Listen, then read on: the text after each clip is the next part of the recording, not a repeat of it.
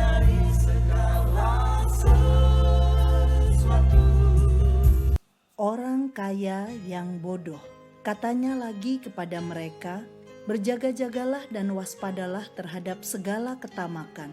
Sebab walaupun seorang berlimpah-limpah hartanya, hidupnya tidaklah bergantung daripada kekayaannya itu. Lukas 12 ayat 5. Sahabat Iktus, setiap orang ingin menjadi kaya. Untuk mencapai maksud itu, orang belajar dengan sungguh-sungguh dan bekerja dengan sungguh-sungguh, sehingga memperoleh hasil maksimal dalam kerja kerasnya. Ada pula orang malas yang ingin menjadi kaya dengan menghalalkan segala cara, termasuk dengan cara yang tidak berkenan kepada Tuhan. Apakah seorang Kristen boleh menjadi kaya?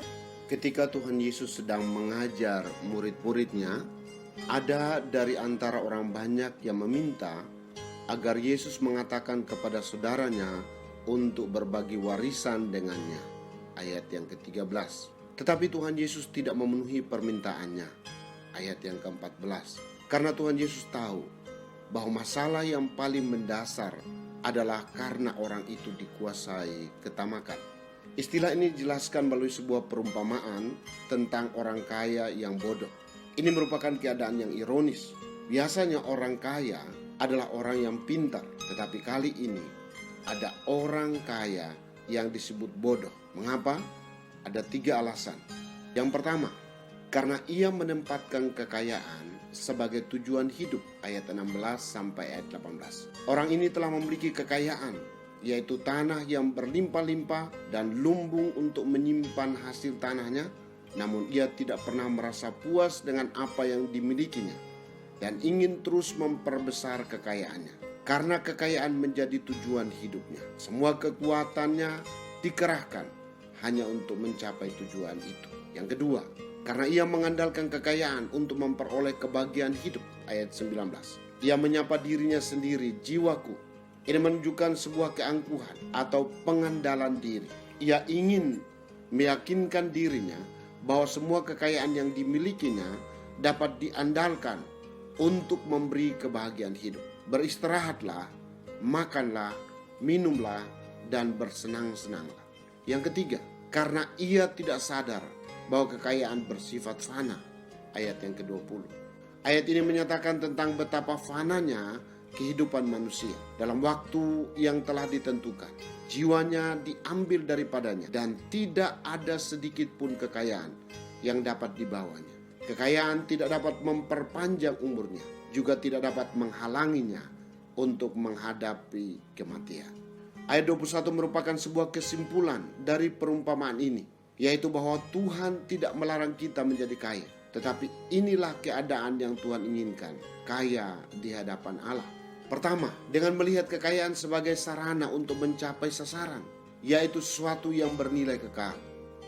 Demikianlah jadinya dengan orang yang mengumpulkan harta bagi dirinya sendiri. Kekayaan bukanlah untuk dikumpulkan bagi kepentingan diri sendiri. Kepuasan memiliki kekayaan adalah ketika seseorang bersedia menjadi saluran berkat bagi orang lain. Kedua, melihat kekayaan sebagai bonus yang mengikuti setiap orang yang mengejar sesuatu yang bernilai kekal.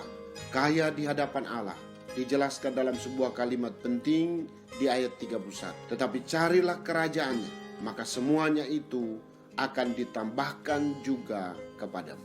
Sahabat Iktus, harta di dunia tidak akan pernah memberi kepuasan kepada kita. Malahan ia merongrong kita untuk terus mengejarnya. Mengejar harta dunia membuat hidup menjadi sangat melelahkan. Sebaliknya, ketika kita mengejar harta surgawi, maka hidup kita melimpah dengan syukur kepada Tuhan. Hidup menjadi ringan karena kita dapat mensyukuri setiap kekayaan sekecil apapun yang ada pada kita saat ini. Di mana hartamu berada, disitulah hatimu berada. Harta tertinggi saya adalah memiliki Yesus sebagai Tuhan dan Juru Selamat, sehingga saya beroleh kepastian hidup kekal. Saya dapat bersekutu dengan Tuhan setiap hari. Adalah harta berharga yang selalu saya jaga dan pelihara. Saya bersuka cita untuk setiap berkat yang diberikan Tuhan kepada saya, karena dalam setiap berkat ada titipan Tuhan untuk saya salurkan kepada saudara-saudara saya. Sahabat Iktus yang dikasihi Tuhan, apa yang memberikan kepuasan dalam hidup saya? Bagaimana caranya agar saya senantiasa bersyukur atas apa yang ada pada saya? Kepada siapa Tuhan menitipkan berkat-Nya untuk saya salurkan? Tuhan Yesus, saya ingin memiliki cara pandang yang benar terhadap harta, sehingga hidup saya melimpah dengan syukur. Tolonglah saya untuk menempatkan Yesus dan semua hal kekal lebih tinggi dari harta dunia. Saya tidak akan membawa harta saya ketika saya mati, tetapi investasi saya adalah untuk kekekalan.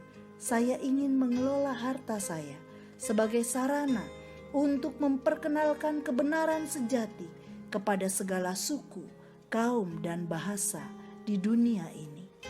Amin. Semua yang aku miliki adalah milik Tuhan, dan aku hanya penata layan.